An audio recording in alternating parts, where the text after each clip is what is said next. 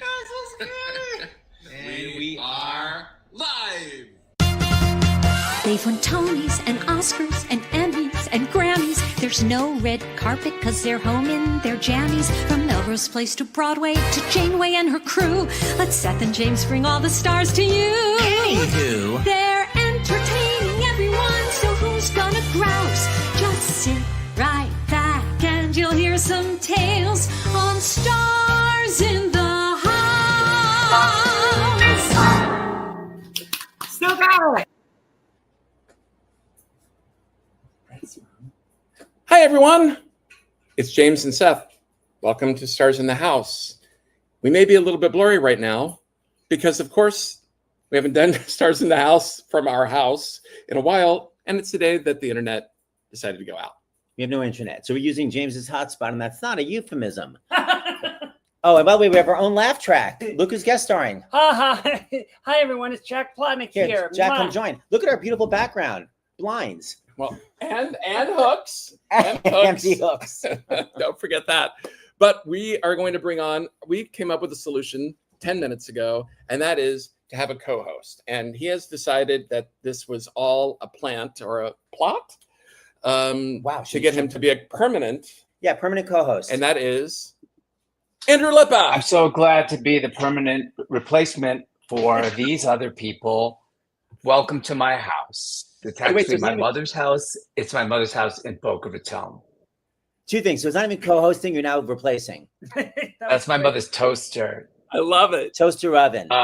I'm no longer co-hosting. I'm allowing you on my show. So welcome. I'm Andrew Lippa. And hello. What's with the vocal damage, Andrew? I've been yelling at my mother for 2 days. Do this, do that. Get well. She's doing much better. Thanks for asking. Well, Andrew. No, Jack had a compassionate look on his face. Well, I'll tell you why mine is the symbol for compassionate look. I'll tell you why mine isn't, because the one of our guests here has only a few minutes, and it's that's Winnie. We adopted. If anyone saw our Concert for America on January 20th, she was here. And in fact, Beth Malone, who only has a few minutes, helped us. Winnie. Beth, look at Winnie. Hi, baby girl, and I love you so much. Andrew Lippa, I was at rehearsal today for Dolly Parton, for the Dolly Parton musical. And someone was like, someone was like, what is it about her? What is it about her? And I was like, oh, I should do that song, first of all. But then also, they were like, is Andrew Lippa like how old is he? Is he like some really old guy? And I was like, no, he's actually giving like hot gay guy still. So that's what I said. Thank you. My husband thanks you. Thank you. So you know what, Beth Malone, you sometimes give hot gay guy too. I do. You and me. And by the way, I didn't get to tell you how amazing you were singing my song at the Kennedy Center. Yes, you sang my gay song at the Kennedy Center, and it was so brilliantly funny, and you were amazing. So thank you. Thank you. Me and Seth have done that a few times, and we do take it a tick faster than you did when you played it. I don't know what, like, you had mentioned that at the beginning, and I'm like, I am totally down with that tempo. It works. Really? You make it work. You get 100 laughs. Any song that gets 10 laughs, I'm happy. And it's a comedy song. I don't want people laughing during the sad songs. But you got so many laughs during Old Fashioned Love Story, and it was just a brilliant performance. So thank you for putting that in the show and in your repertoire. Thank you. I mean, it's been a lifesaver, right? How's that? Wait, Bethy, how long do we have you? Because we don't know how long we can talk to you before. I mean, I'm supposed to be at an event right now, but I'm just going to be late. That's all. Okay. Well, then fantastic. So Andrew, why don't we bring everyone on? So this is just like a party, just like when everyone just came to the Kennedy Center last Monday. This is Dylan Toms, Brandy, Siobhan, Massie, Jelani Remy. Who else is here? Oh, Alexis Michelle is here. Alexis Michelle. Oh, hold on. Alexis Michelle is coming. Oh, and we lost Andrew. Hold on. We'll take Alexis. You can click on. Take Alexis. Hi, Alex / Alexis. And Thea. Wait, Andrew. And Andrew? Oh, Andrew? What happened? Am I back? You're back. No idea. That was crazy. If you add one more spare, we'll I have was- to do lunch. Okay, we did it. I was looking for Alexis, and everything went crazy. Like that. Is that how it goes, Alexis? Like looking for Alexis. It's a new HBO documentary coming to you in August. Okay, so before we play this first clip, because Beth Malone has to go basically hang out with Dolly Parton. By the way, does Dolly Parton have her signature trailer, and is she baking brownies for the cast that I heard about during Night to Oh Five? my God, that's a true story. She hasn't baked us anything, but I brought her Krispy Kremes yesterday, and I scored a point. I definitely a little of that, Nice. so I don't get fired.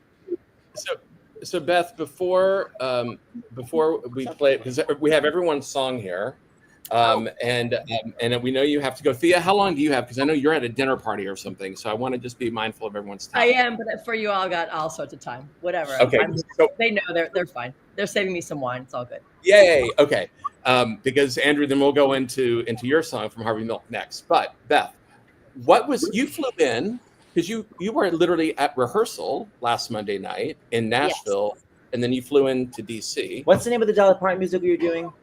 It's Dolly, a true original musical. And you don't play Dolly, though, do you? No, I'm her best friend. Why are you so blank? We all want to be her best friend. I play her best friend. And her best friend is Judy Ogle, who's a real person, and anyone who's worked on 9 to 5 knows her because she was just there always. She was always there. And they've been friends since Pigeon Forge, elementary school. So it's it's fun. I make Dolly laugh every day, and every day when I can make Dolly Parton laugh, I mean, I'm telling you, yesterday, can I say bad words on this? Yes. There's this point where all the press is like going around her and the paparazzi are coming at her, and somebody says, "Is it true that you're really in love with your friend Judy Ogle and your husband doesn't exist?" And she goes, "My husband does exist, but he's in love with Jane Fonda." And then she walks away, and I go like that to the camera, and she goes, "Well, actually, Judy Ogle said you can kiss her ass." So now that's in play, and I get to say, "You can kiss her ass, not mine, hers." Oops. Yeah. That is an exclusive on Stars of the House. You're playing a real player. I'm sitting on my front Andrew porch. Lippa's Stars in the House, James, please. Oh. If you could just please stay with the new programming. Thank you. That's so annoying. But Beth, so you got there, and we're sitting in the front row. Yeah. I'm sitting next to Andrew. We're basically front and center.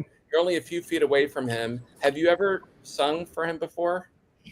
He was playing for me. The only other time I sang it for Andrew Lippa, he was behind me, and he couldn't see anything I was doing. Oh, and if I had a nickel. Continue. I knew I was going to like you. I just didn't know how much.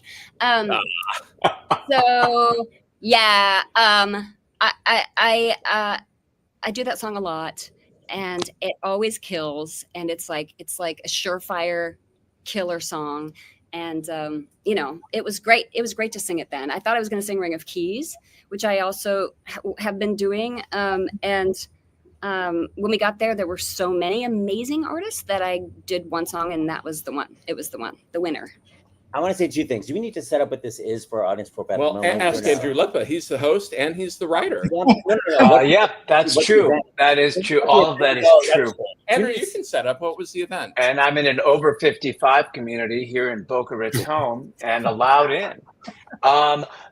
This song is from Andrew Lippa's The Wild Party, and it is the character of Madeline True, who is early in the party eyeing all of the available potential people she might get to know throughout the course of the evening. That's really all you have to know, I think. No, Andrew, there's a whole story. You went up to Alex Corey and you so in April of 1996, when none of you were alive, I was writing The Wild Party, and I went to see Alex Corey, who, if you don't know who she is, she's one of the most amazing singing actresses ever, and she's so funny and so wonderful. And I went to see her perform at like the Duplex, or I can't remember where, the Triad somewhere in New York City, and she was so funny and so wonderful. And I went up to her and I told her, I'm writing this musical and I'm doing a reading this summer and there's a character in it for you and she's a lesbian and I've written this really funny song.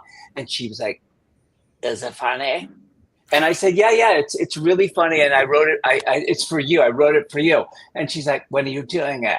And I said, it's in July. And she says, okay, I'll do it. And then I went home and wrote the song. Wow.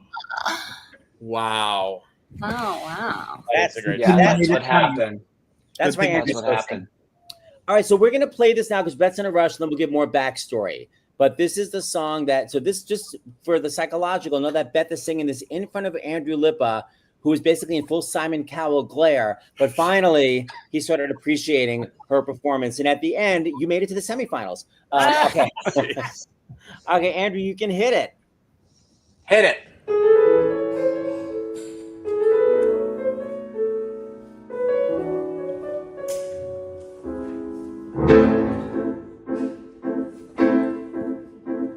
At the bar, there's a girl in the shadows, sitting still like a nun, oh no. Though an attic full of strangers may hold many hidden dangers, there's a quality I like. She's alone. So I pause and I wink and I shudder. Well, just to bring her attention in line. While her pastures may be greener, I can tell by her demeanor, she's mine! No. That's fine. I need a good-natured, old-fashioned lesbian love story, the kind of tale my mama used to tell, where the girls were so sweet and the music would swell, and in the end the queen would send the man up to hell. Where is that mild-mannered, old-fashioned lesbian love story where people knew exactly who they were? That kind of story, oh girl, that they don't sing anymore to an old-fashioned day like her. See that girl over there? How she wants me. She's a bee I could free from the hive. I would never dare deceive her. She's a very clever beaver. But she's alive. So I pause and I twitch in the silence while I pray that she'll play out this hand. But I feel my intuition saying, notice her position, start the band. Ah, she's clearly mad.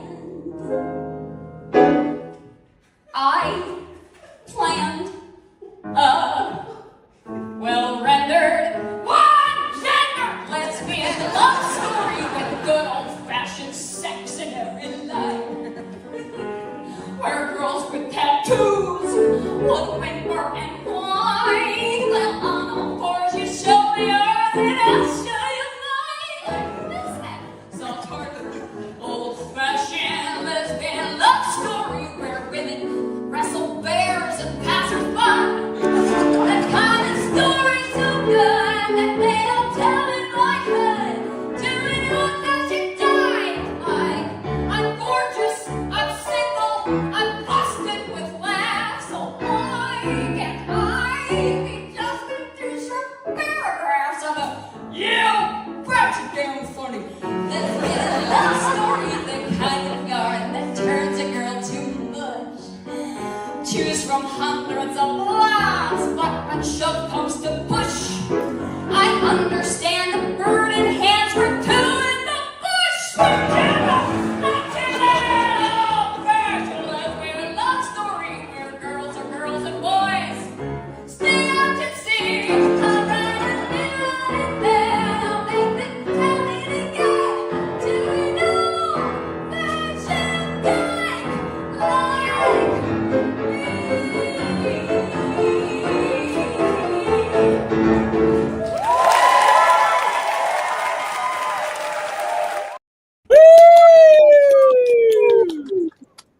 I went up at the top, and I looked at Seth like, almost went up.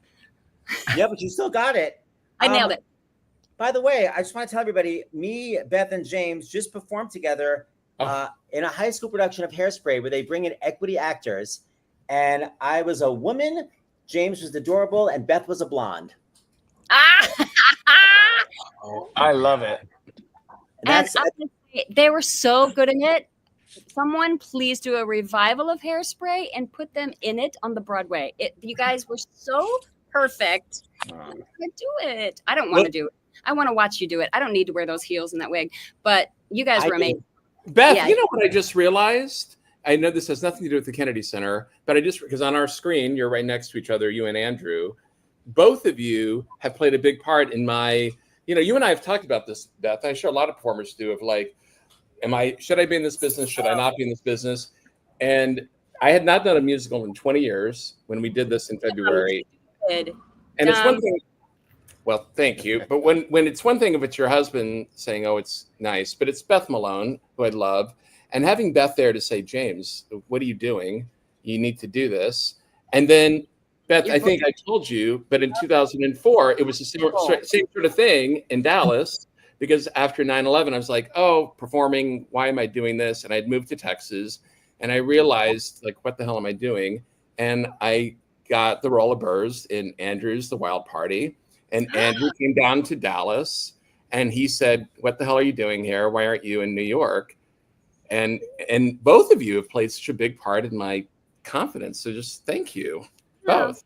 It's easy. So, anyway. Yes. You're so likable. That's what it was. It was like everybody in the audience it's hard. You can't teach it. You can't learn it. You have to just be it. And that's what you are. Just like, you loved you.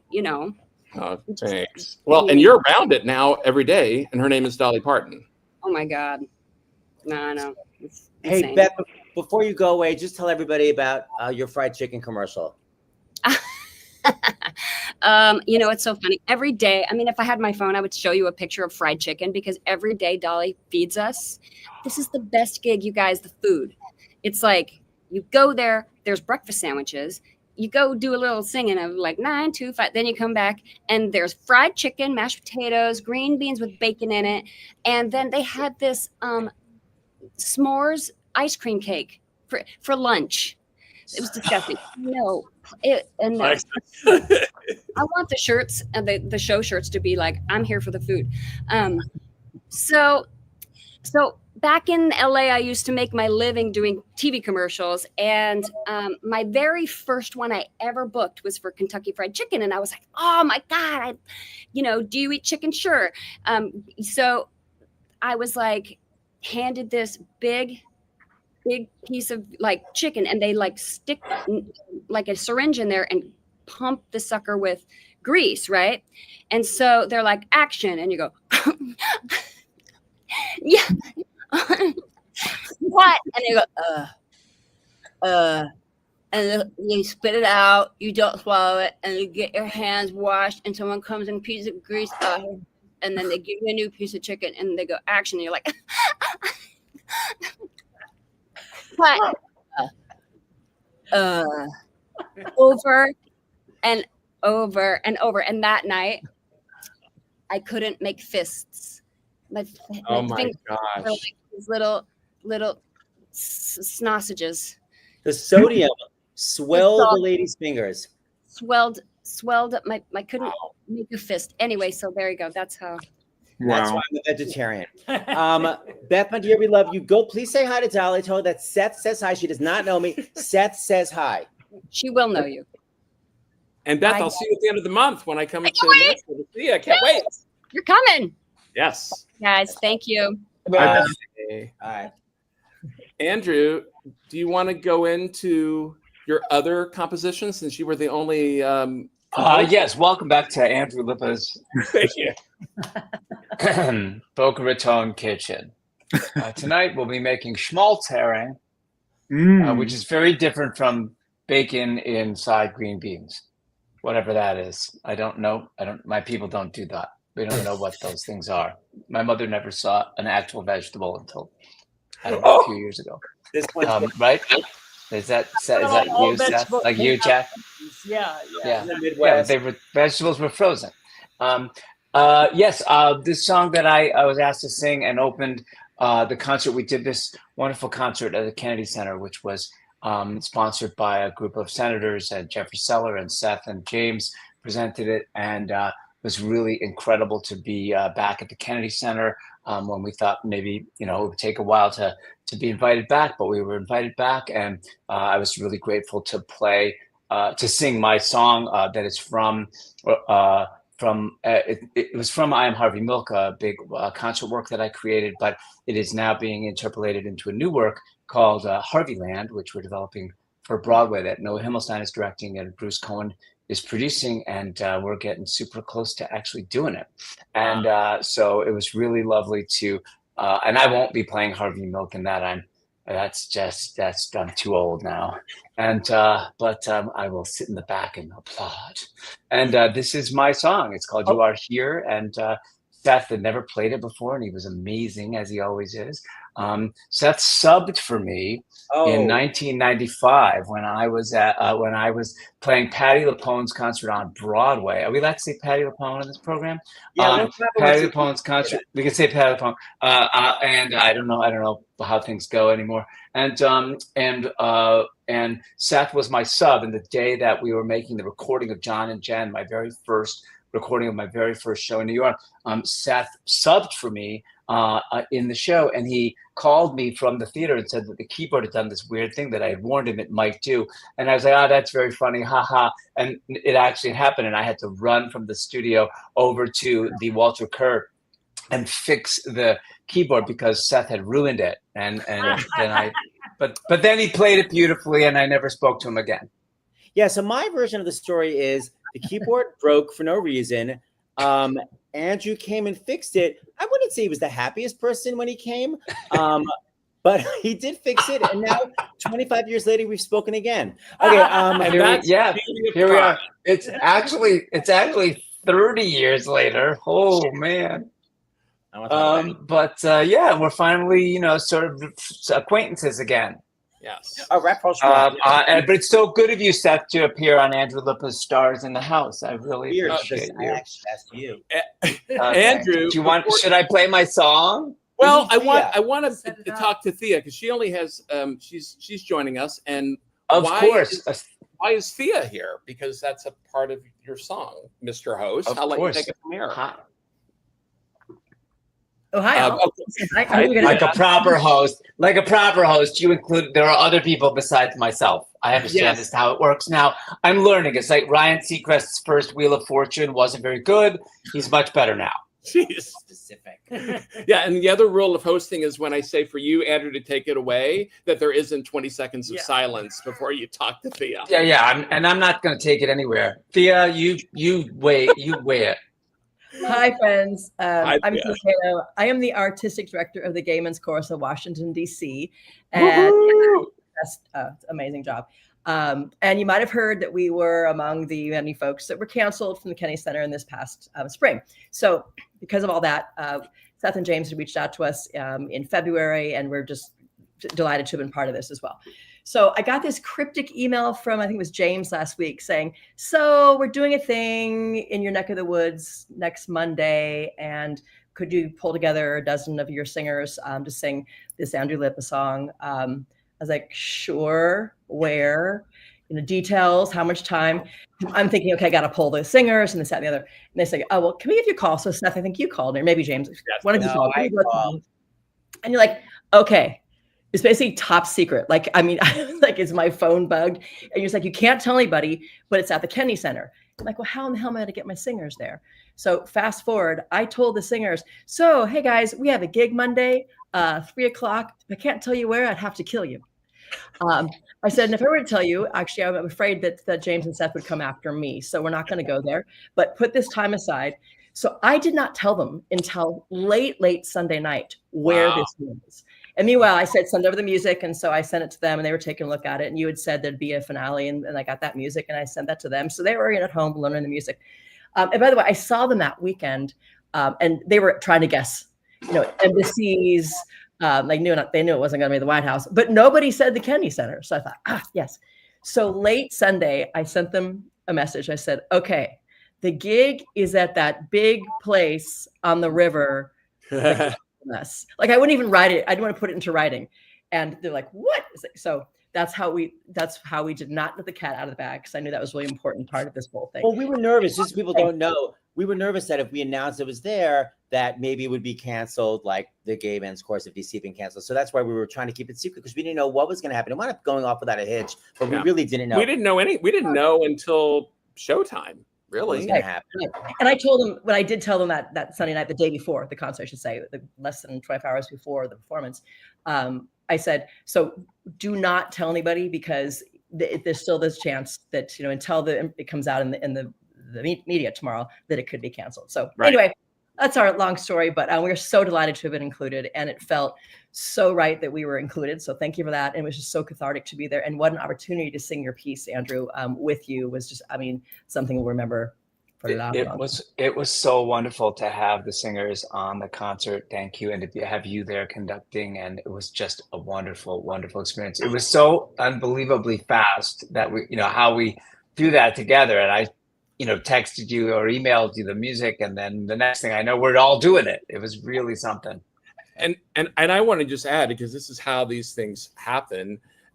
We knew that we wanted to do something from Andrew's opera, but there are a lot of songs. And because we do our Broadway cruises, I was on a cruise by myself, which I've never done before, in the British Isles. And I'm literally had just been in Cork or something. And I'm listening to Andrew's, because there's on Spotify, it's you and Laura Benanti, right? Andrew, yeah. Is that the recording? Yeah. And the San Francisco Gay Men's Chorus. It's the original recording. Yes.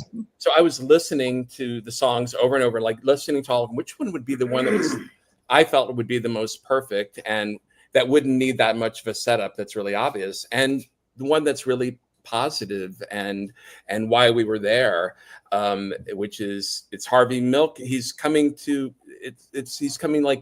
office for the first time, right? He's walking into City Hall. That's the setup. Right? Yes, it is literally that. Harvey Milk is entering in January 1978 City Hall for the first time. That's all sort of my imaginings, that he's entering City Hall, that gorgeous rotunda, that beautiful building, if you've ever been there in San Francisco, and he's taking in the building and the experience of having been newly elected and starting in office as one of the city's board of supervisors, and openly gay men. Openly gay Jewish Jewish man. And he was the first to be elected to that position, who was openly gay. And it was his third time running for that office. It was not an easy thing, but he was ultimately elected at the end of 1977 and started in early 1978, which, by the way, early 1978 was also my bar mitzvah. We're all connected. A profound year for everyone here at Stars in the House. There you go. Let me ask two things. So, Andrew, you begin with these quotes that aren't normally at the beginning of that song, they're later in the show, but they're quotes directly from Harvey Milk, right? Yeah. So for this particular Pride concert, we took this. Seth was introduced it beautifully with this. There's a little paragraph that is taken from Harvey's famous quote unquote come out speech from Gay Freedom Day 1978, which was actually in June of 1978 outside the steps. If you've seen the movie Milk, Sean Penn delivers a little bit of it in the film. And these words at the very beginning are Harvey's actual words. Though in I Am Harvey Milk, in the whole piece, those words are used for the end and show up at the very end of the evening. But we thought it would be really cool to start with that and to interpolate it into the beginning of this song. And so it felt appropriate to the evening. And one more question. And Theo, what was it like to be in the Kennedy Center where you did not think you were going to be at all? What was the reaction of you or any of the members? I'm just curious while we're watching this so we could be visualizing what everyone was thinking. I used the word cathartic a couple minutes ago. Definitely joyful.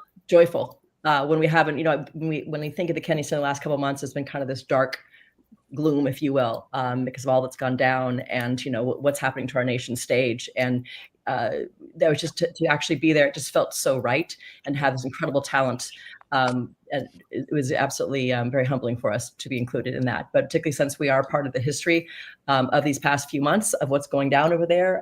Again, I just want to thank you for the opportunity. I think it was just a lot of joy, very, very joyful. Yeah, it was one of those things when I heard this song. One, Andrew just sounds amazing on it. And it's a beautiful song, and its message I knew was the perfect song to begin the show. And then knowing that it was the San Francisco Gay Men's Chorus, and Thea, as you said a couple of months ago, you had members come up here to New York, and we had worked together. It was like it was just like when all those things line up so perfectly and easily, we all know as artists, like, oh, okay, that's it. So Andrew, you want to hit it? Here you go. My name is Harvey Milk, and I want to recruit you. I want to recruit you for the fight to preserve your democracy from the people who are trying to constitutionalize bigotry. We are not going to allow that to happen. I'm tired of the conspiracy of silence. I'm tired of the Anita Bryants who twist the language and the meaning of the Bible in order to fit their own distorted outlook.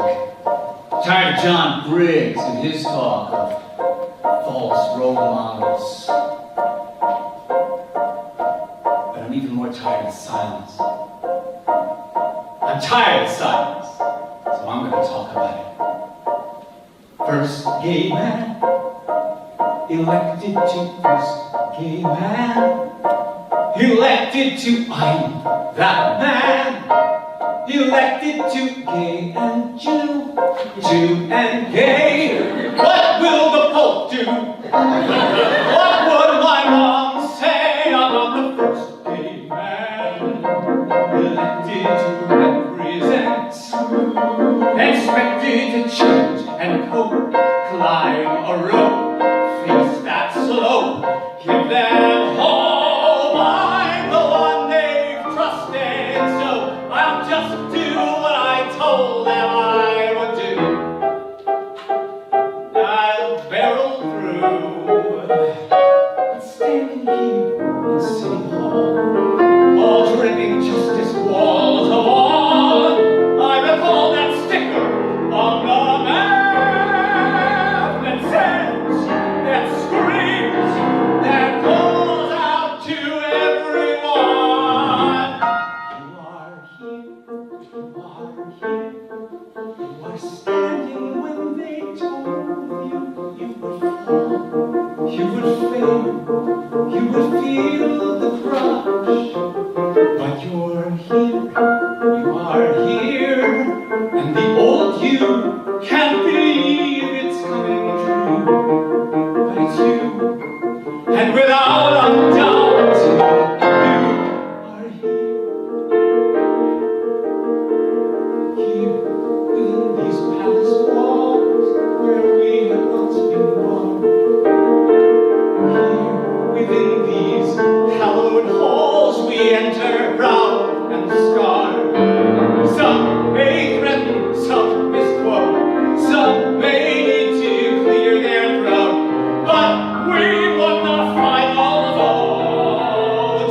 So cheer, this is our year, and you are here, you are here, you are walking when they tell you you should crawl, you should cry, you should be ashamed. You are here, you are here, you have triumphed through the fire and the cold.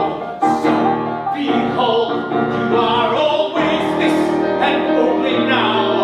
You are why and you are how. You are when and you are then and you are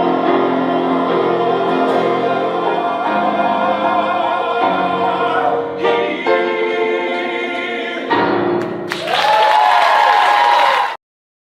Woo! Oh my God. It's so good. Andrew, I can't believe you write words, music. Your voice is amazing, and you're an amazing pianist, and you're such a great actor. It's annoying. Yeah, it's true. And host of Stars in the House. Most importantly. Thank you. Speaking of hosting stars in the house, I want to invite Hennessy Winkler into our program because there Hennessy is. Hi, Hennessy. Hello. I know it's your girlfriend's birthday right now, so thanks for taking a break. There's a party happening. Yeah. Everyone has a dinner party or party tonight, and like I don't. You have to. Yeah, should we go to Hennessy? Well, Thea, thank you so much for coming. You have to go to on. your dinner party. Yeah. Enjoy your dinner My party. pleasure. I do need to go. So great to see you all. Thank you again. It was wonderful. Thank you again. See you. Yeah, y'all take care. Bye. Thanks, Steve. So Hennessy Winkler, you Hennessy Winkler, you performed in Oklahoma as Will Parker on the national tour at the Kennedy Center. And I feel like you were the first trans man to ever star in a musical at the Kennedy Center. Am I correct in that assumption? Yeah. Okay. I mean, I hope I'm wrong about that. No, it's true. I mean, I can't. Who the hell else? And you never know. Well, what did you first openly trans? There you go. Yeah. So, what did it feel like to? That's what I was asking Thea. What did it feel like to be performing at the Kennedy Center? Again. Yeah, again, because the first time you were there, it was like you're doing this Very tour. welcoming. Yeah, and it was a big deal. But now It was a big deal. Yeah. Yeah, it was a big deal for a different reason. It felt like, it felt amazing to perform there again. Like what an honor still. That space has held so many beautiful stories and people. And, it feels good to stand where those before me have stood, and be able to sing with all of you.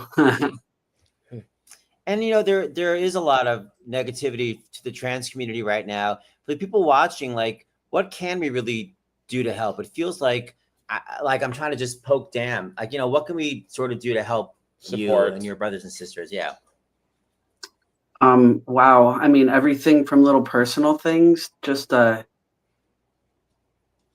getting to know someone, understanding that men are men and women are women, even if they're born with a birthmark, and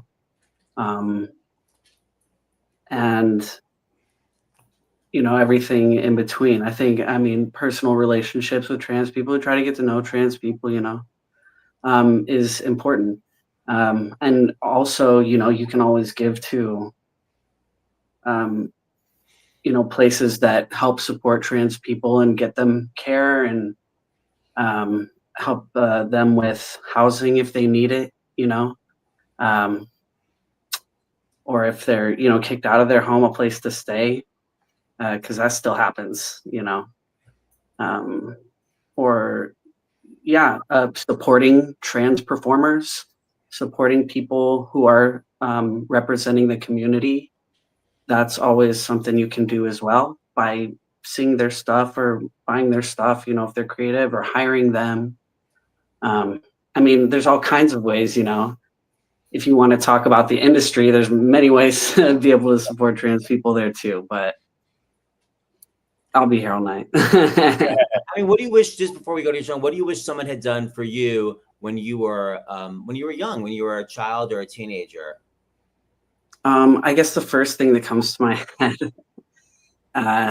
it's like, I was like 4, being like, going up to my family, being like, when I'm a big boy, I'm gonna ABC, like it's nothing, and everyone being like, oh yeah, totally, and kind of going with it, and it was fine. And then it wasn't until like maybe around 6 that I realized, oh shit, like my penis isn't gonna grow in, kind of, basically. And I wish that people had just still gone with it, I guess. I don't know. That's my first thing that came up, I guess, is my first memory of being trans, is realizing that I was, and even though I was telling people this, they were telling me something different, as I got older. So just listening to kids that kind of maybe talk about that, I think that's something that could have been beneficial to me. And it was the 80s, you know what I mean? So I don't have like unrealistic expectations of that time. But going forward, just because I knew, I knew I was a boy from the time I was like 4, I think, you know, I knew. So just, yeah, listening, you know. It sounds also like my mom has dementia. It's almost like yes anding. It's like when my mom first got it and she'd say something that made no sense, she'd be like, no, no, no. And now I'm just saying yes. So you're saying that they kept saying no to you when you became 6. Yeah. Yes, and see where it goes, you know. You might, yeah. You might have celebrated that gender reveal party a little too early. Yes, queen. That's a perfect segue. Yes. Okay, so since Andrew, you are the official host, Hennessy recreated his performance in Oklahoma kind of spontaneously. We only rehearsed it Very once. spontaneously. Yeah. So Andrew, let's watch Hennessy in action. The first trans man to ever star in a musical at the Kennedy Center, and he's right here. Hennessy Winkler, come to the stage. We're going to do your song.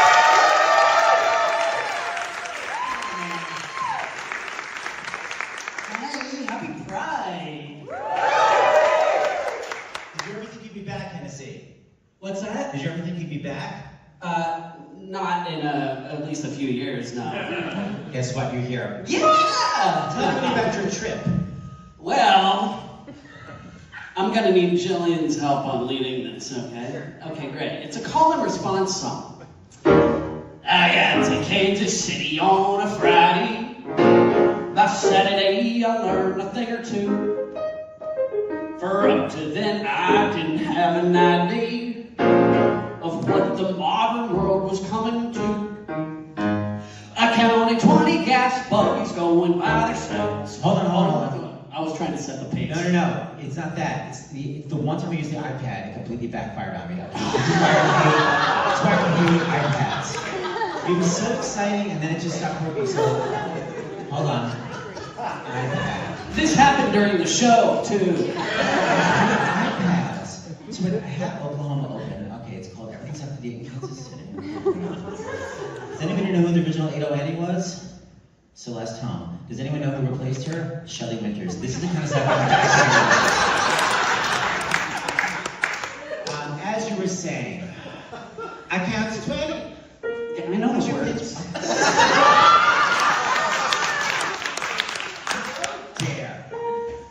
I counted 20 gas buggies going by themselves almost every time I took a walk. Then I put my ear to a bell telephone and a strange woman started in to talk. What's next? Well, everything's up to date in Kansas City. They gone about as far as they can go. They went and built a skyscraper 7 stories high, about as high as a building Arctic Road. Everything's like a dream in Kansas City. It's better than a magic lantern show. You can turn the radiator on whenever you want some heat. With every kind of comfort, every house is all complete. You can walk to privies in the rain and never wet your feet. They've gone about as far as they can go.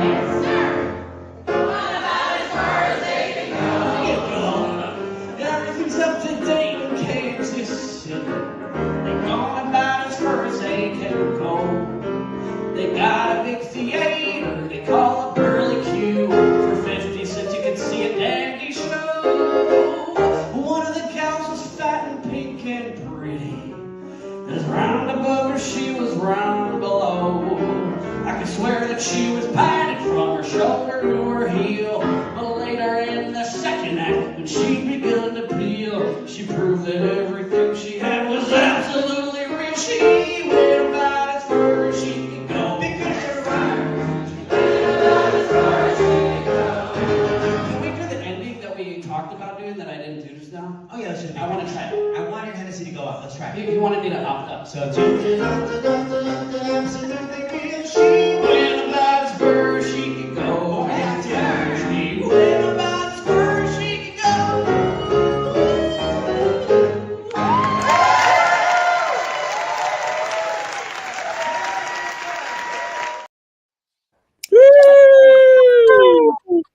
And that was so Yow! Yes. Hennessy, go back to your girlfriend's party and come back to Broadway. How long was Sweeney Todd? That was like a year ago, right? Yeah. It was like last May, not this. Yeah, last May, like 2024, May 2024. You need to get back to Broadway ASAP. Okay, I'll tell them. Exactly. Tell Broadway. All right. Bye, That was Hennessy. a great performance. It Bye, was Hennessy. really good to see all of you. Thank you for having me. We'll see you at the next fundraiser for something. Yeah. All right. All right. Peace out. I'm saying goodbye to him, and I know how to do this. I go like that. There we go. Okay. So now, What do you think, Andrew? Have you ever seen- Jelani's next. Have you ever Is it seen- me? Yeah, but look at the cuteness. That's very cute. I have a couple questions. Ooh, I love this. Well, thank you, Andrew Lippa, for hosting this wonderful Stars in the House. You're welcome. Welcome to That's my that's program. more of a comment. My question is, can I see an excerpt of the Hairspray? Is there a scene you two can do? Is there something going on? I feel like I want to see this in real time. I have a Real clip. time. If I can get it uploaded, I'll show it at the end because we have a clip somewhere. I had the honor Oh, of getting to see them do it. You could not believe, because your rehearsal was like a week, right? 5 days. It was as if it'd been running for 3 months. It's so good. Wow. And I filmed a number, and so we'll see if we can upload We'll it. see. That's not Okay. that's- Okay. 5 days. Yeah, it was like summer stock, and I don't know when I was trying.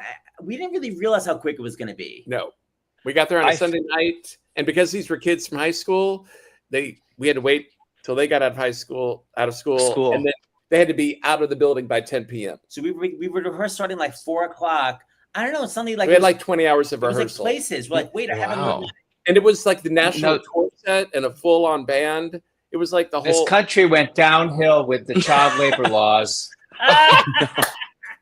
100%. Would you say that it was timeless?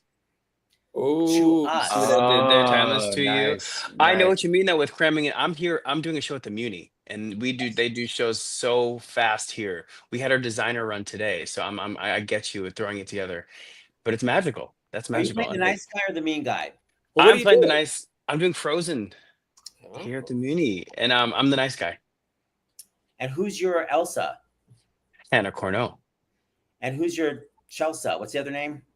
Anna. Anna. Frozone. Frozone.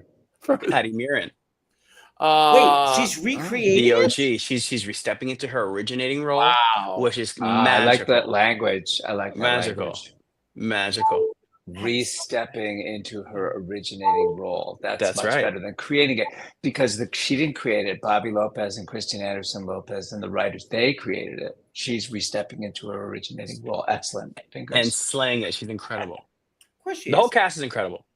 Jelani, before we do your song, you're at the Kennedy Center. Like, what is it like? I'm just thinking in this business as a Black gay man. Like, how is it in 2025? Because it wasn't easy in the 1990s when Andrew and I were starting out as Black gay men. Yeah. I mean, I think not even taking color. It's hard for everybody right now. It's hard for anybody right now in this world, and that's kind of what made. Was it last week or a week and a half ago so special, because it was sort of an exhale.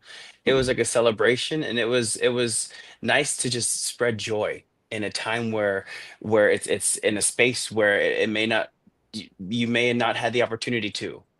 So I remember being at the Kennedy Center doing The Lion King. I remember being at the Kennedy Center doing The Honors, and there's just a breath of legacy you feel when you're there. Like you can really like feel the history that's there. So the fact that we got to do what we did was just monumental, and it was powerful, and it was beautiful, and it was colorful, and it was just special. So I'm really proud to be a little piece of the puzzle. And that's how I feel about that. Jelani, that's so wonderful, because it is so nice to spread joy. But at my age, it's nice to be able to spread anything. Okay.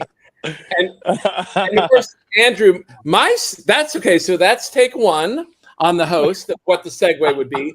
My segue, Andrew, was going to be, wow, Jelani, you really are reminding all of us of the importance of retaking what was once a safe space, but then became what did not feel like a safe space, and we all reclaimed it that night and said it can be a safe space. That was going to be my segue, Andrew. Of course, that was like my both. inner monologue. That was my subtext. Of course. Of course, I'm so showbiz. I was like, wait, who were you in The Lion King? Were you Simba? Correct. Wait, how low were the carbs intake? Because you're like Wow. shirtless the whole time. It was just meat. Like it was just protein. Wow. You know what I'm saying? Yeah. And who were you honoring when you did the Kennedy Center honors? Oh my gosh, we were honoring Barry Gordy. Wow. Yeah, yeah, it was really cool. That is really cool. And before we play your song, who did this really cool arrangement? Oh, all the props and the glory to the wonderful Matt Lowy, who put these two iconic songs together. We did it during the Panorama Panna Cotta Pangea when everybody was at home. We did it during that time, and we fused these songs together, and like it makes me so happy. And that's when you asked me to do this, I was like, what song can we do? I was like, this has to be the one. So good. Brendan Braxton calls it the Pandamdemic. Are we ready to hear this? Andrew Lippa, will you please play Jelani's Beautifulness? When all the world is a hopeless jumble and the raindrops tumble all around, heaven opens a magic lane. When all the clouds darken up the skyway, there's a rainbow highway to be found. From your window pane to a place behind the sun, just a step beyond the rain.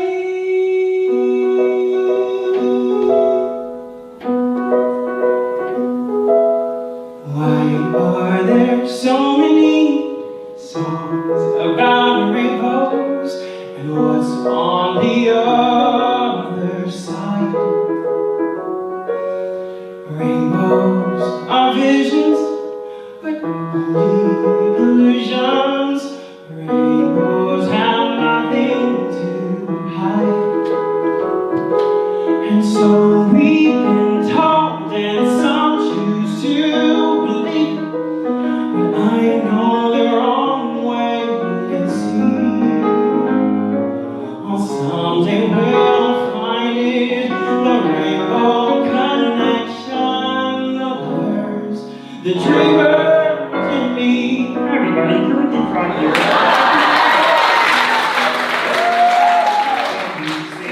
When every wish will be heard and answered, wish on a morning star. Somebody thought of that, and someone believed it. But look what it's done so far. But what's so amazing that keeps us stargazing? What do they think we might see? Well, someday we'll find it, the rainbow connection, the lovers, the dreamers in me. Well, all of us under its spell, we know that's probably magic. Someday I'll wish upon a star and wake up where the clouds are far behind me, where troubles melt like lemon drops away up on the chimney tops. That's where you'll find me, somewhere over the rainbow.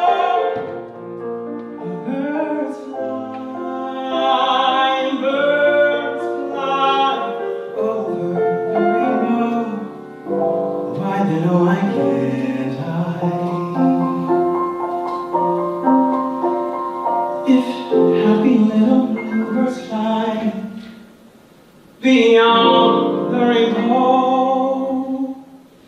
why, oh, why can't I?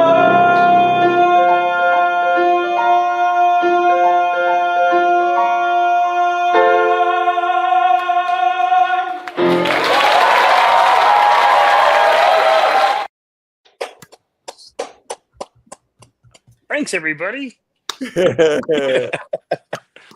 Wow. That was beautiful. Alex, I loved watching you watch it. I could see you on the monitor. Oh, Can you see us watching the video? Because I'm like, you can do all That's that. sweet. You're watching us. Yeah, Alex, why do you like it so much? oh God, you got me, Jelani. I said this before, before I sang my song in the concert, but like, each day just like feels like less and less sure of like what to do with all of our feeling and all of our frustration or anger or whatever else you want to call it. And like being able to come together and create art that speaks to people, and like both of those tunes I think are like super meaningful. Obviously Over the Rainbow has such cultural value to our community, but actually Rainbow Connection, I always just thought of it as this kind of like lighthearted song, and my music director Brandon, who I've been working with for many years, who I did that with and did it on my album, he pointed out to me how melancholy those lyrics are. They're really, it's sort of a bait and switch, especially for, but I mean, the Muppets was often very deep. So anyway, and your rendition just sent me. It really, Thanks. that night. It's Yeah, go ahead, Jelani. Go ahead. Well, I mean, I sang that song solely for Elizabeth Warren, so I'm glad you were touched, but it was mostly for Senator Warren. It's a song. To me, like, hope is contagious, right? So, like, if there's a song that makes you smile, that feels good to sing, hopefully it resonates with somebody else, and then that resonates to somebody else, and then somebody else. So it was just, I mean, everybody's song was so wonderful, but that song to me came from being unhappy. Yeah. It came from being frustrated, not being able to perform. It came from like, what am I, where's my purpose? What is my purpose? And then I realized I had to form a new purpose and form a new project to keep myself happy and entertained and fulfilled. And now when I sing it, I get to think about that. So getting to sing it where I sang it, it makes it all worth it. Yeah. Thank you, Jelani, for saying all that, because I think we all felt that way of watching you and watching each other there. And the space, for those of you watching, is small. It's like 150 seat. It's like a lecture. It's like a lecture hall. It was actually a bigger stage than what we thought. We were like, will anyone be able to fit on it? But it was actually larger than what we thought. But the reason why we're doing Stars in the House today is because we couldn't live stream it. You'll see, thank you, David Katz, who basically put together Shelby Rassler, who came from New York to help Seth, who filmed it on her phone. And then one of the senator's offices had filmed from the back. So you see the cutting. That's why the colors are different. But you would think it was a 2-camera shoot and there was just something wrong, but it wasn't. It was literally a phone and then like a back camera. So this is sort of like the only record that probably will ever exist of that night. And that's why Seth and I thought it was important. And we're so thankful to all of you for coming on tonight, because there should be a record. And we all know that joy that we felt would have been felt by many others. And so this is the best we can do to hopefully, if you're watching this, share it and with someone that you love, because you can see in the performances, that's a taste of what we felt there. And I know, Jelani, I think Andrew was first. And then you sang, I think, second. Yeah. And that's really set the tone for what the evening would be, I felt. Yeah, I mean, the only way I could follow Andrew Lippa and the Gay Men's Chorus is with a Kermit the Frog impersonation and Eliza Minnelli standard, a Judy Garland standard. So I had to really dig deep. You had to up your game. Andrew, you as the host, we've got 3 more songs here. Where do you want to go next? Oh, we should talk to Brandy. Brandy's raising her hand, but I've been feeling Brandy energy all evening. I'd love a little Brandy right about now. Yeah, so by the way, Jelani, you were Simba, and Brandy, you were Nala. We got lineage. We got history. She's on mute. Oh, girl, you're muted. You got to open up your voce. A host is not responsible. How What about now? Brandy wants to say is that she was the Nala in the West End. Right. Hey, girl, we can hear you now, or we can hear you breathing. Wait, now your Wi-Fi stinks? Your, What are you in your our Wi-Fi place? stinks too. Yeah. You look amazing. I know. What she meant to say was, There you go, She Andrew. played the role in the West End of Lion King. She was Nala Oh, in the West End. there she is. There we heard you. Yeah, it's a little. A little. All I heard is the word.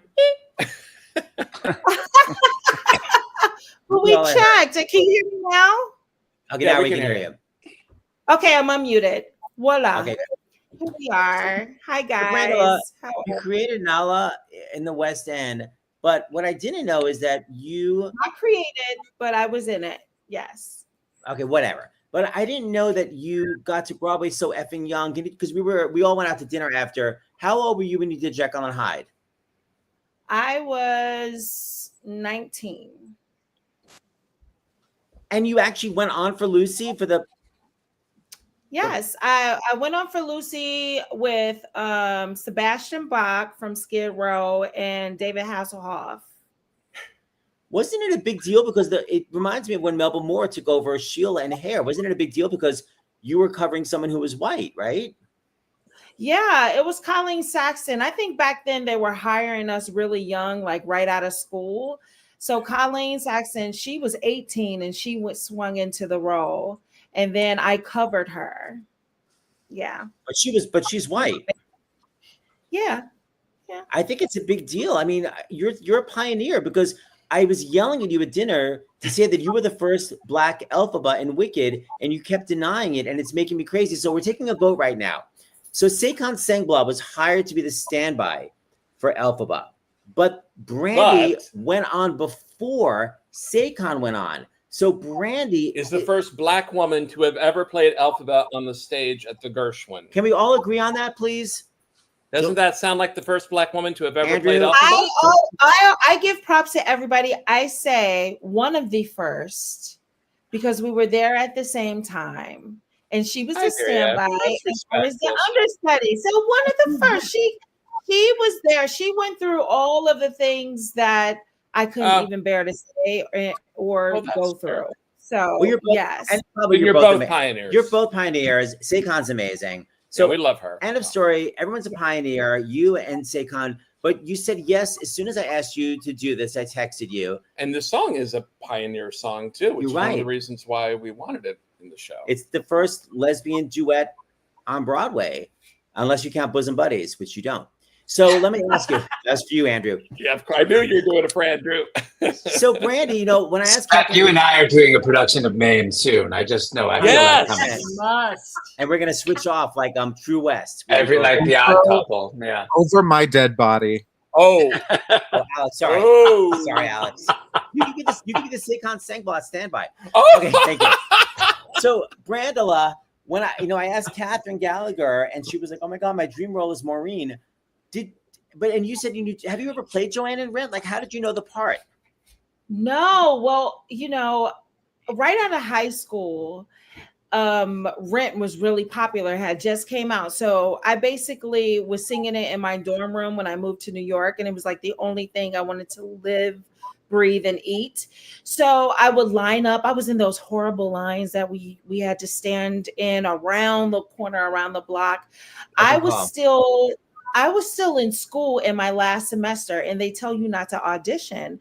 But I was like, no, I'm going. All my friends, we're like, I'm Joanne. I got these funky boots on and this hair, and I'm going to go and I'm going to be like a Spice Girl and book it. So I went in for like 8 times. It had to be like 8 times, and nothing came of it. And then I was like, okay, Jekyll and Hyde came along, and I was like, I guess this is more suiting for me at the moment. So it took you 30 years to get the role? Right. I booked it and got to meet Jeffrey. Yeah. Finally. Jeffrey Sellers, the producer. So is your final callback? Your final callback was at the Kennedy Center. It was my final callback 30 years later. Bravo. Okay, so we're going to show this right now. You guys brought down the house, and then when Rachel Maddow did a piece on it, you were the very last tag of the Rachel Maddow piece. I made the news. Yes, Queen. All right, Andrew Lippa, you ready to show the belting? Here we go.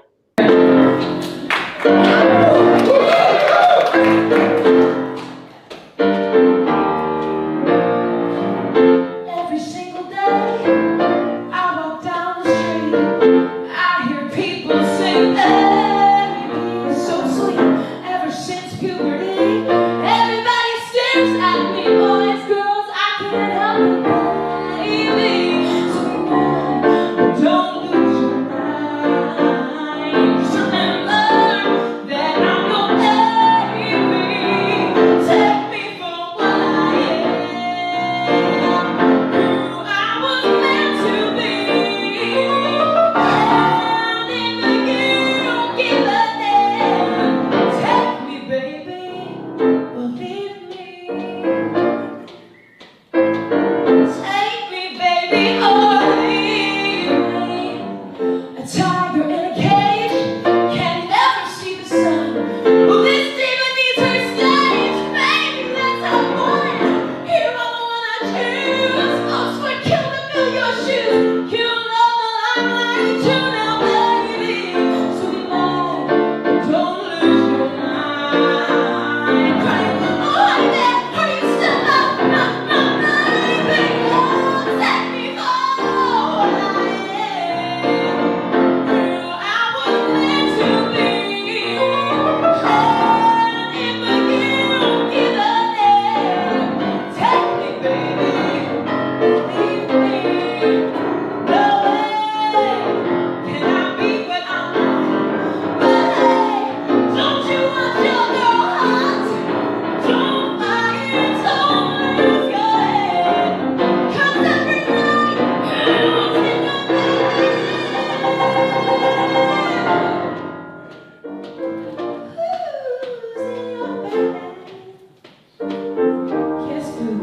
It won't. I look before me.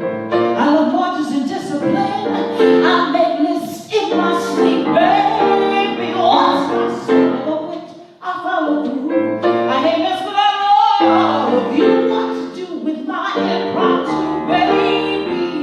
So be wise, 'cause this girl satisfies. You got a price for a compromise. You're one of them, baby. You take me wrong. Who I was meant to be. And if you give a damn, take me, baby. And ain't no pretending. That's it. The straw that breaks my back, I quit. Unless you take it my way. Think about me. Can't live without me. Take me for what I am. Who I was meant to be. And if you give a damn,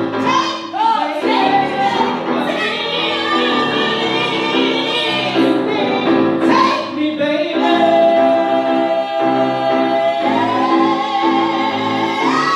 Believe me. Yes, I'm leaving. I'm gone.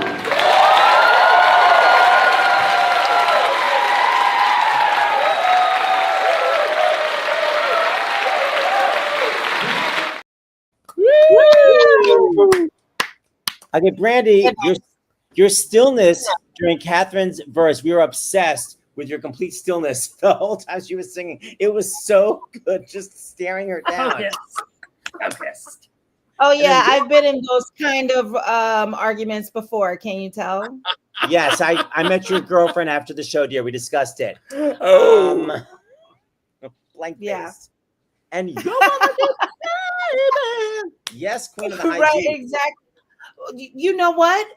You talked about the cameras that you had, but it was panning back and forth like we had more than a phone and just a stillness camera. That was amazing, guys.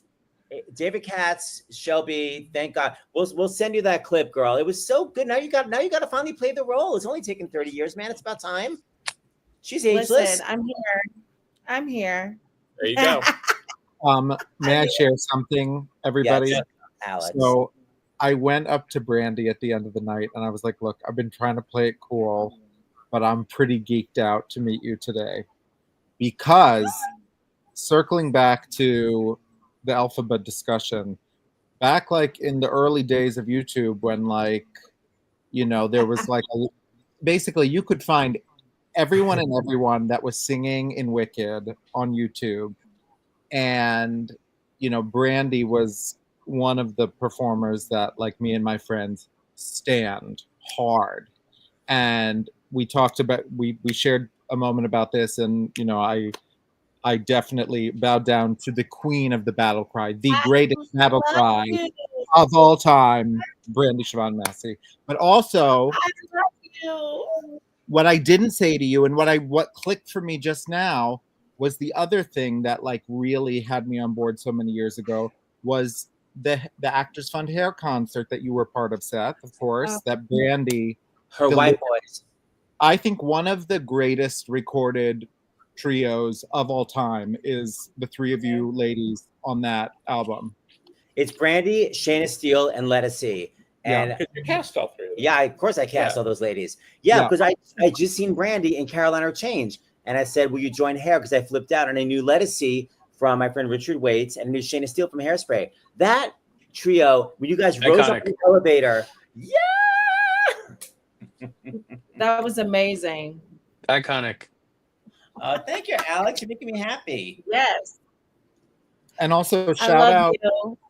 We have 3 queens in merch. You've got Whitney, I've got Beyonce, and we've got Barbara. Although I've got like an olive oil stain because I just made dinner. The queens. I'm finding your war cry. Hold on. Let me see if everyone can watch this. Oh.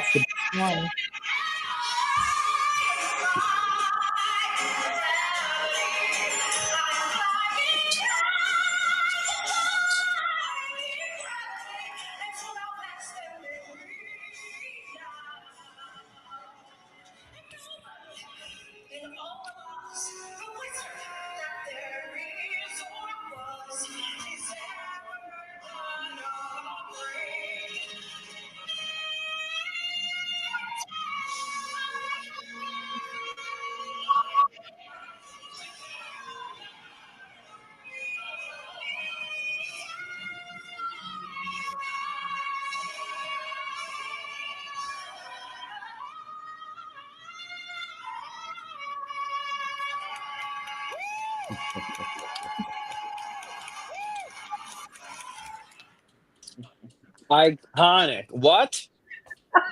What? What? Happy Pride, everyone. Happy Pride. There you go, Jelani. I just turned gay again. Brandy and I were talking about the movie, and I was certain that when I went to see the movie, that Cynthia would have taken her battle cry. I was sure that it was going to happen. I was waiting. I was listening. I was like, well, there's still what was that bend in the note? A little bend in the note there. Wait, but speaking of battle cry, I sadly have to leave you, friends. No.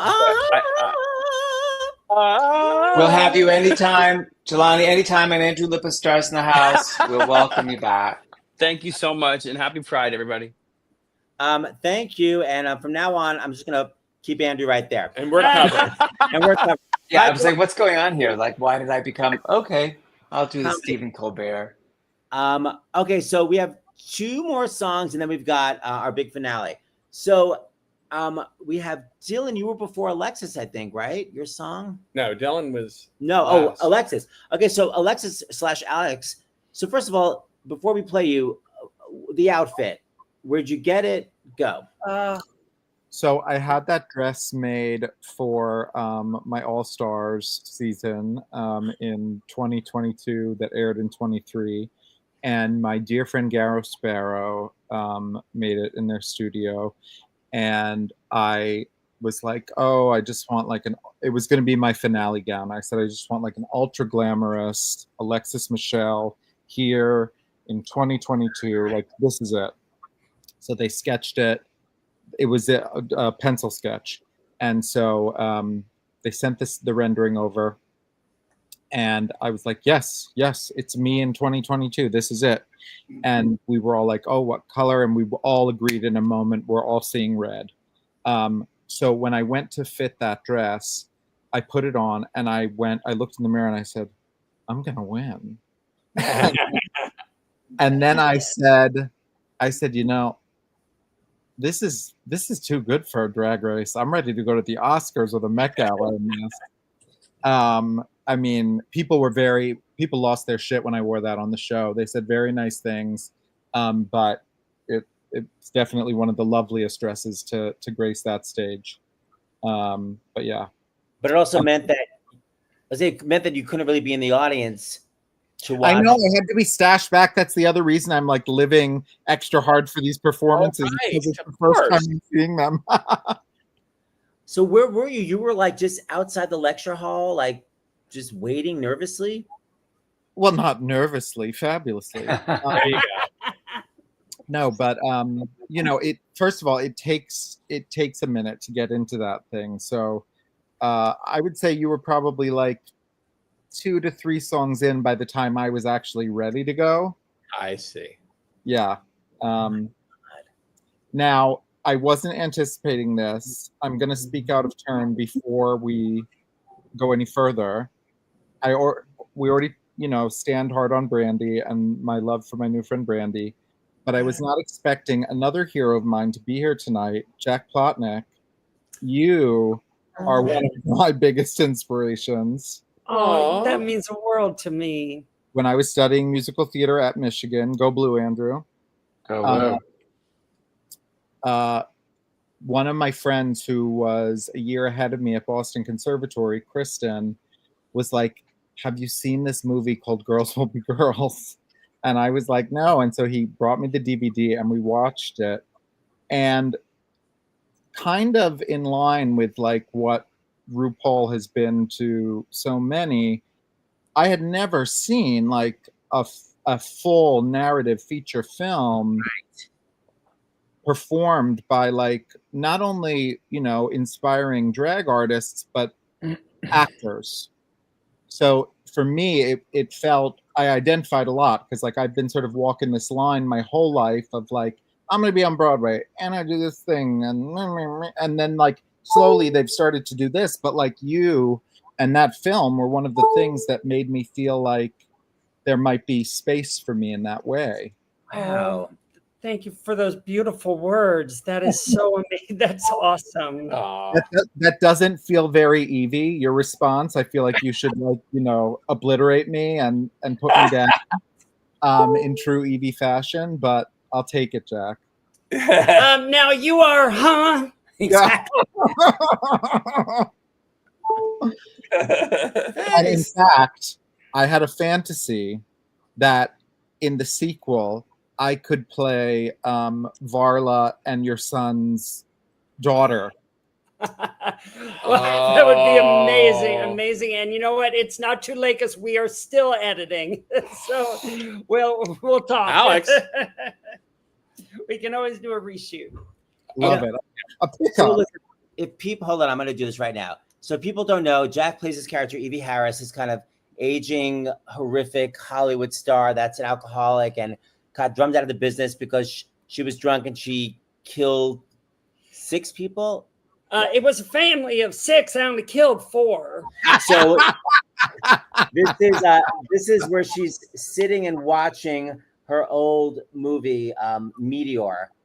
I think it was called Meteor. And Asteroid. And it's the most, we're obsessed with it. So I'm just going to hold it. Here we go. So here we go.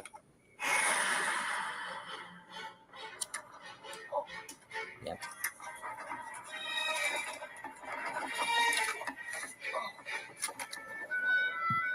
That's the worst one yet. According to my calculator, the asteroid will penetrate the atmosphere in 15 minutes. Oh, Billy. Oh, the children. saved all you could with the space ark. But what about all the people who could have fit into space arcs 3 and 2? If only the president had listened to me. As I should have when you were promoted over me. But I was just too macho. I was so busy being an astrophysicist that I forgot how to be a woman. You'll notice whenever Evie's in bed, she never watches the TV unless she's on screen. So whenever anyone else is talking, Richard had me like eating food, or like she can't even handle a moment not focused on herself. But thank you for sharing that. That scene is that's amazing writing from Richard Day, the writer-director. Wait, last thing, I just want to say that I pulled a reference from your catalog of Evie, not playing Evie, because Evie was actually a backup character the first time I went on Snatch Game. Oh my God. But when I went back to do All Stars, and after having won with Liza Minnelli, I needed to go big or go home. So I did B. Arthur, and I was like, I can't fuck this up.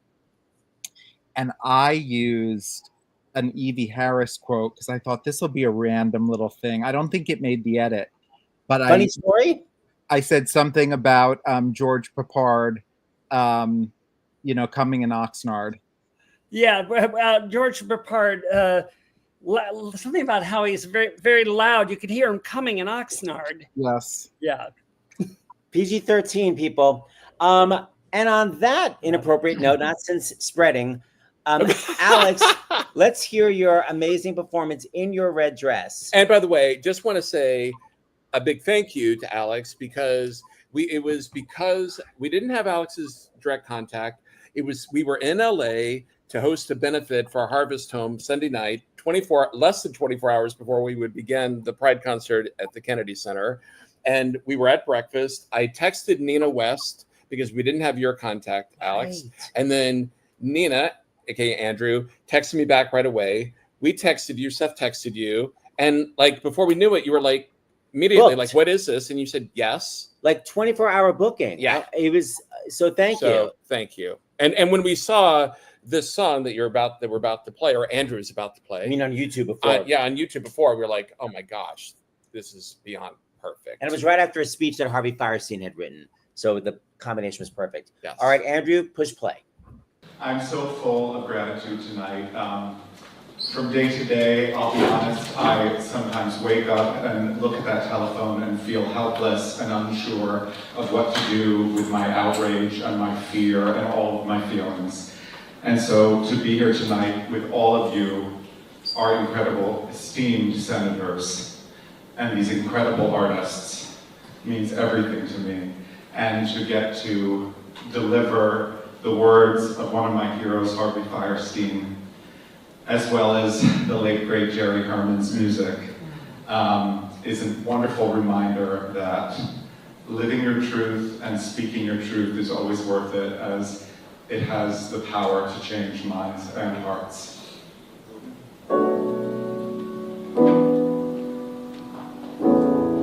I am what I am. I am my own special creation. So come, take a look. Give me the hook or the ovation.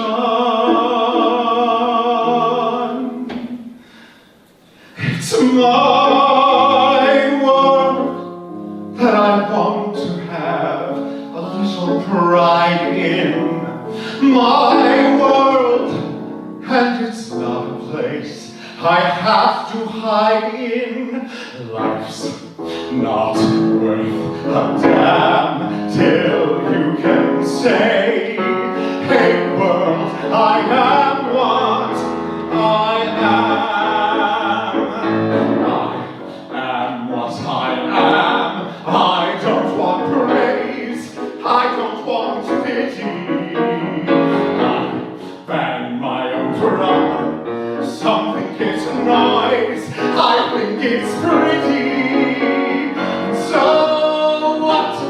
I love each feather and each spangle. Why not try to see things from a different angle? Your life is a sham till you can shut up. I am what I am. I am what I am, and what I am needs no excuses. I deal my own deck. Sometimes the ace, sometimes the deuces. There's one life, and there's no return, and no deposit. One life, so it's time to open up your closet. That's not what I dare till you can say, hey world, I am what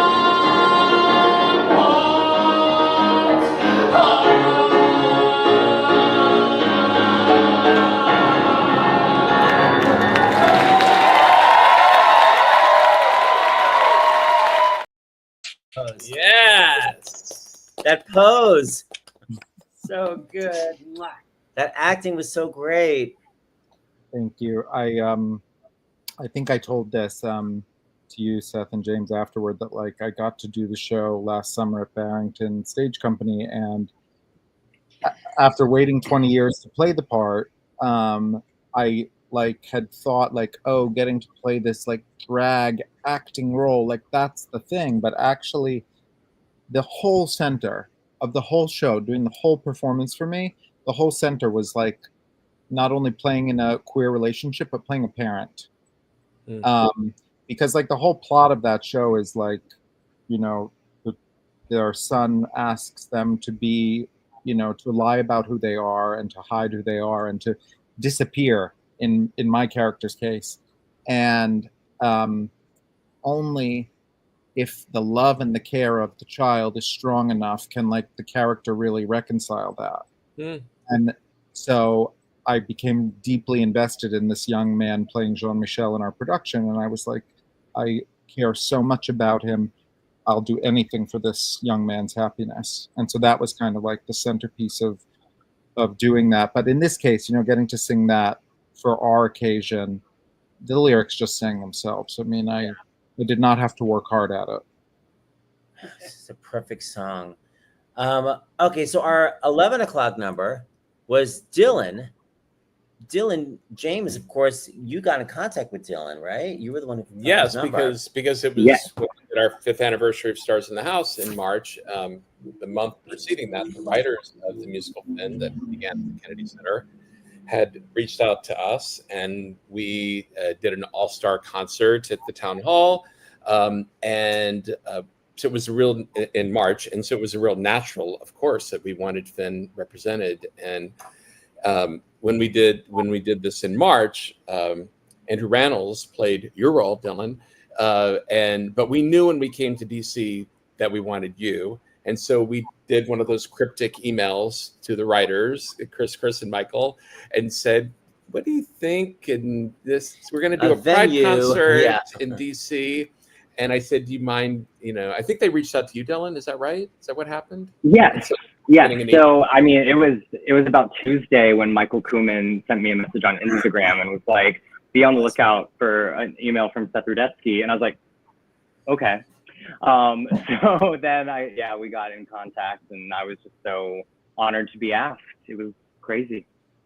When you started in Finn at the Kennedy Center, because of course, one of the reasons it was canceled is because it was a financial failure. What was it? What was your recollection of it? Yes. So my recollection was that we had a really amazing run. We profited on the show. We made all the money back. And then there was talks of a 2-year consecutive tour that would have been January to May 26, 27. And it was all the hype, and then different things happened. And so it kind of sucked to learn. But I I love the show so much, and I think the message is so important. And so anytime that I get a chance to revisit and re-step into the originating role, I take it, because I had the best time of my life doing that show.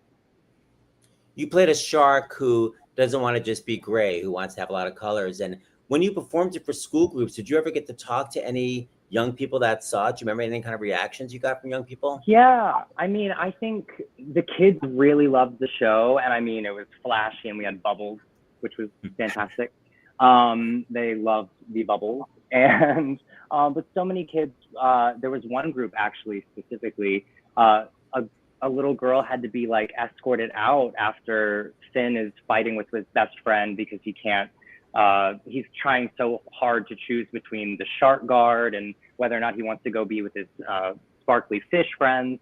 And he smashes his headdress, and this girl had to be escorted out of the theater because she was crying, and she was like, "I'm just so scared he won't be able to be himself." And it was like, you know, so it was a lot of that. It was just a lot of the young audiences connecting with this story. And so I think, you know, it's going to have a great long life, and I hope a lot of children get to see it, hear it. It's so well written. It's such a great story. The music is so tuned for, the lyrics are great. It's just like an amazing show. It's such a great show. And you sounded so good. Yeah. And final question, we keep asking, what was it like to be back at the Kennedy Center singing it again this time? It was strange for sure, but it was also like really invigorating, and it was you know, people have left, but you know, Alex, Brandy, I was starstruck the whole entire night. So, and I had to close the show for some reason, and my hands were really sweaty, and I was nervous, but it was like so like out of body. It was crazy. And I just think my air just cut off. So if that's been happening, sorry. And yeah, I don't know. It was just really nice. I had all these memories of Chris Nee and Michael Kuhlman and Chris Diamond and the whole team, and it was great. It's so great. I can't wait. I can't wait to, you know, because I was behind the piano. I can't wait to watch this. I didn't get to see anything from the front. All right. Host, will you play Dylan, please?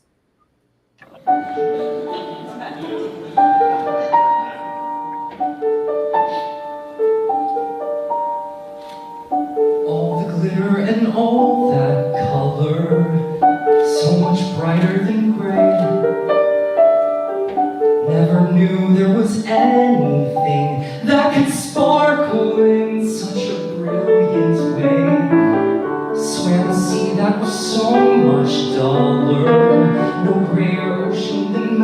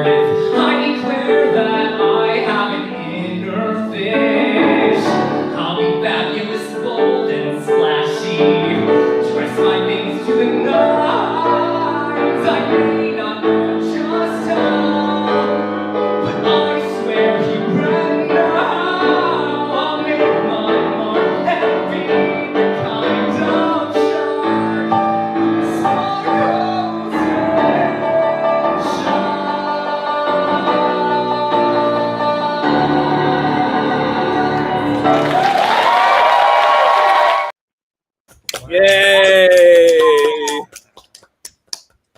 Ah, so great. Thank you. Did you God. see me smack the mic stand at the very end? Yeah. No, I just Yeah, saw that's great. amazing armature. I hope the tour. I hope you get to go out on tour. I mean, is there any word on whether the show's going to tour?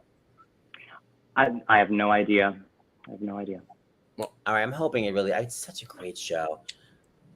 Jimmy, so we have like a kind of a fun montage of the final number. I'm sorry. Sorry, go ahead. Say that Lisa Crone changed the lyrics to, but what do we have to say to wrap up? But to wrap up, we want to, before I forget, yes. Next week's show is going to be Saturday, July 12th, and it's going to be from Lisbon. Lisboa, Portugal. Music Theater Lisbon. Another gay show. Andrew, yes. Have you heard of Music Theater Lisbon? Do you know anything about it? It just began. They would love you, Andrew. They would. It's just, yes, because I'll tell you, especially as a writer, you will appreciate what they're doing, because Lisbon in Portugal, they don't really have musical theater. They have occasional shows that tour, but for the most part, because I went and saw one called Laura, named after this actress, Laura, spelled Laura, who was in a musical, sold out, but it was literally like songs that were stolen. I think I heard Oliver in one, Wicked in another. I mean, it's just crazy. Like Nothing is authorized except for this man Martim, who we found because of Kayala Settle, and he literally legally licenses from MTI and others the shows, and because of the EU, these actors like Dylan that are young are like saying bye-bye, there's no musical theater in Portugal, so they're going to Germany or other countries, and their whole mission is to educate people in Portugal about this is how amazing what a real musical is, not these rip-offs, and to keep them there. It's really great. And this is our third year, and we're going to be co-hosting it like Bryant Park in New York City, but it's going to be from the park. And Santino Fontana is flying over, and Liz Calloway, and a lot of these Portuguese actors. What's her name? That amazing singer that's going to be there? Sissy. Yeah, I forget. Such a great singer. Her name is Sissy. Yeah. And by the way, so weird when I went backstage to see her. Okay, it's literally like a 7:00 show, and it's 2.5 hours, and the next show was a 5:00 show, and it was 2.5 hours, and the next show was literally at 8:00. It's like worse than Vegas. It's insane. But I was like, why are you talking to me? And she said, because she was there with her husband, Ruben, who's going to be there. And they're like, well, we're all fans of Stars in the House. Sorry, Andrew. I'm like, the original hosts. That's okay. The sequel's going to have legs or fins. Still got it. Also, it won't be Liz Calloway, it'll be Lisbon Calloway. But anyway, Andrew, we'll hook you up because it's really a great organization. So yes, and I hope you have a great Bryant Park equivalent, whatever it's, So just check the local listings, because it'll be a matinee for here, because it'll be 7 or 8 o'clock in Lisbon. Oh, right, it'll be 6 hours before, but it's going to be live. And then after that, we want to do a series of shows. We're planning on like 6 to 8 shows, because a lot, and we're not getting political here. We're just speaking facts. And that is, a lot of theaters and theater companies around the country have had grants that were already allocated to them from the National Endowment for the Arts completely cut. And this woman, Kara Joy David, wrote an amazing piece. She was on Stars in the House a couple weeks ago. That's right. That's right. And Kenny Leon. And she's going to help us produce these series of shows to put a spotlight on these theaters, many of whom are, like, to Dylan's point, are shows that were for outreach to schools, and they're just like literally have nothing this summer. Like $15,000 is so much money to them, right? And it was cut. So we're gonna go. I think we're gonna do something in Nashville when I go down there. In Seattle, we're gonna talk to theaters around the country, and so I'm putting that out there to all of you as artists and to get the word out. So Andrew, if there are theaters, near your mom. Or Brandy, your son does a lot of theater. Like, is that funded through his school? It hasn't changed anything as of yet. He is at a performing arts school, but I'm also in Montclair, so it's a little bit different for Theater Central for them. Yeah, for them. So yeah, but I mean everything is getting cut everywhere. Yeah. Yeah. So be on the lookout. We're going to be doing that. So set up the last song as we Right, so this close. is like and a by the way, thank you all for coming. I love that and you being on guys here. chatted with us. Thank you. Thank you, Andrew, for being And a Andrew, host. it was a good audition. We're gonna see. We have a couple more people, and we'll see them. Thank you. Thanks so much. Thank you. I really appreciate the opportunity. Get back to you. So this is a little Woof, version of One Day woof, More. yes, woof. Yes, that's Bagel. All the stars are on stage singing. We have the gay men's chorus singing, and then I realized I only had 3 women. Brandy, you were on the high C at the end, right? We only had 3 women, so I called Peter Flynn and I was like, "Can you get me some more women in Washington?" So he got me some people. Thea got people from the gay men's chorus, and then we had some cast members literally from the Les Mis tour singing. So we have women on the sides, gay men chorus. You can't see everyone. No, you can't see everyone. And so this is a cut version. Yeah. That I said to David Katz, we have to stay in the 501c3 space because Lisa Crone wrote amazing lyrics. You can find the whole song online. I think Broadway World has like over 1 million views. So it's like you can see it elsewhere. But we thought, okay, well, we need to have a clip of it on here. But you'll see that it's like it's truncated. It's truncated. That's the word. But we're going to leave you with that. And thank you, everyone. And we'll see you from Lisbon on July 12th. Andrew, hit it. Now, this song answers that age-old question, what does the world need? One gay more. I'm here to say there are a ton of us. They cannot silence every one of us. They might pretend like we're not here, but we will show them queer by queer. One gay more. We took the Amtrak here to join in the song of revolution. One gay more.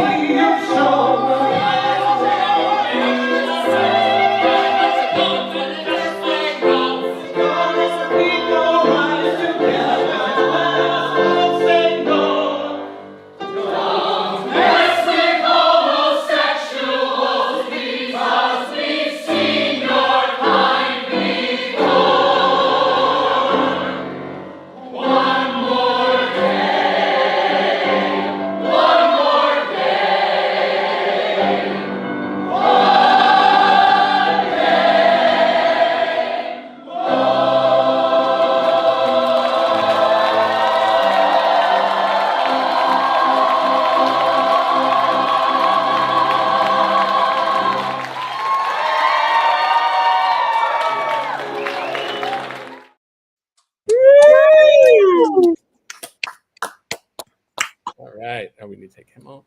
Oh, is yeah. I think we're still on. Can I end it yet?